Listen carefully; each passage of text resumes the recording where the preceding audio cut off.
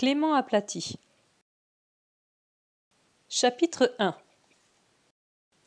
Le petit déjeuner était prêt. « Je vais réveiller les garçons, dit Madame Lembe à son mari Georges. » À ce moment-là, Arthur, le Benjamin, les appela de la chambre qu'il partageait avec son frère Clément. « Hé, venez voir, quel foin !» Monsieur et Madame Lembe attachaient beaucoup d'importance à la politesse et au beau langage. « Le foin, c'est pour les chevaux, dit Monsieur Lembe en entrant dans la chambre. Mets-toi bien ça dans la tête. »« Excusez-moi, dit Arthur, mais regardez !» Il montra du doigt le lit de Clément. Sur ce lit gisait l'énorme tableau d'affichage que M. Lembe avait offert aux garçons à Noël, pour qu'ils y épinglent des dessins, des messages et des cartes de géographie. Il était tombé sur Clément pendant la nuit. Mais Clément n'était pas blessé, et si son frère ne l'avait pas réveillé par ses cris, il aurait continué à dormir. « Que se passe-t-il » demanda-t-il avec entrain sous l'énorme tableau. Monsieur et Madame Lembe se précipitèrent pour le dégager. « Ciel !» s'écria Madame Lembe. « Mon Dieu !» s'exclama Arthur. « Clément est aplati. »« Comme une crêpe, ajouta M. Lembe. C'est la chose la plus extraordinaire que j'ai jamais vue. »« Prenons notre petit déjeuner, dit Madame Lembe. Puis j'amènerai Clément chez le docteur Dan et nous verrons ce qu'il dira. » Au cours de l'examen, le docteur Dan demanda à Clément. « Comment te sens-tu? As-tu très mal ?»« Après m'être levé, j'ai senti comme des chatouilles pendant un moment, répondit Clément. Mais maintenant, je me sens très bien. »« Parfait. Cela se passe ainsi dans la plupart des cas, dit le docteur Dan. L'examen terminé, il déclara. Dire que nous, les médecins, nous avons tant d'années d'études et d'expérience, et nous nous étonnons parfois de constater que nous savons si peu. Madame Lembe fit remarquer que les habits de Clément devaient être refaits par un tailleur. Le docteur Dan demanda à son infirmière de prendre les mesures de Clément, et Madame Lembe les nota. Clément avait 1,22 m de haut, 31 cm de large et 1 cm d'épaisseur. Quand Clément prit l'habitude de sa nouvelle forme, il y trouva du plaisir. Il pouvait entrer dans les pièces, en sortir, même quand elles étaient fermées, en se glissant simplement sous les portes. Monsieur et Madame Lembe disaient que c'était ridicule, mais ils étaient fiers de lui. Jaloux, Arthur essaya de se glisser sous une porte, mais il ne fit que se cogner la tête. Être aplati peut aussi être utile, pensait Clément. Un après-midi, il se promenait avec Madame Lembe. Soudain, la bague préférée de sa mère lui glissa du doigt, tomba sur le trottoir et roula entre les barreaux de la grille d'une bouche d'aération. Madame Lembe se mit à pleurer. « J'ai une idée, dit Clément. » Il dénoua les lacets de ses souliers, prit une paire de rechanges dans sa poche et les attacha bout à bout. Puis, il noua l'extrémité de ce très long lacet à sa ceinture et donna l'autre à sa mère.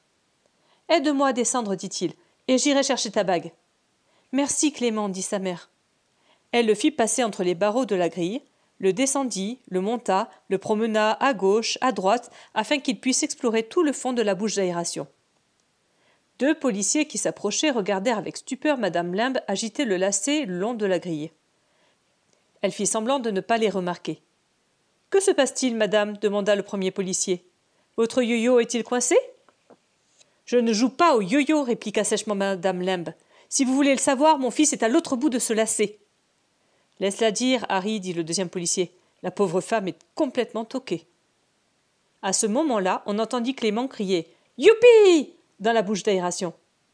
Madame Lembe le remonta et vit qu'il avait retrouvé la bague. « Bravo, Clément, dit-elle. » Puis elle se retourna vers les policiers furieuse. « Vous voyez si je suis toquée » s'écria-t-elle.